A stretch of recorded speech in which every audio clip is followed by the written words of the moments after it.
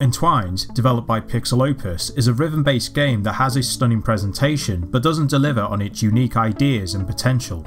In Entwined, the game goes by the saying, "always together, forever apart," as it tells the story about a fish and a bird falling in love, but sadly they can't be together because they're both different species. Furthermore, the game tries to illustrate the journey of life through each of the 9 levels, or as the game calls them, lifetimes. Unfortunately, Entwined's plot isn't emphasised enough to make its message impactful to the player, as you don't care for the 2 characters and the themes which the game is trying to express. As far as gameplay is concerned, there's not much to do in Entwined. As I mentioned before, there are 9 levels you'll play through, and they get progressively more challenging later on.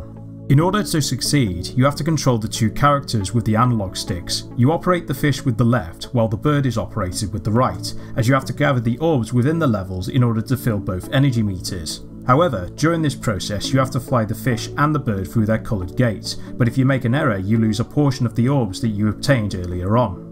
Thankfully, there's no game over screen as well as no time limit, and as such the levels don't become frustrating to play. Once you've got enough orbs, you'll be able to transform into a dragon, which opens up a new section of gameplay and allows you to have a momentary breather while admiring the varied, surreal, vibrant and tranquil environments. Also, the music composed by Sam Marshall contributes superbly with the game's relaxing tone. Unfortunately, the game gets repetitive after a while. Although the gameplay is fun once you get into a rhythm, eventually it does become tedious as you realise you're doing the same thing over and over, plus the main story can be completed within a couple of hours. Aside from the main story, there is a challenge mode that tests your reflexes and how long you can survive, plus there are leaderboards so you can find out where you stand in the rankings. Although it does give you something else to do, it does lose its value after a while.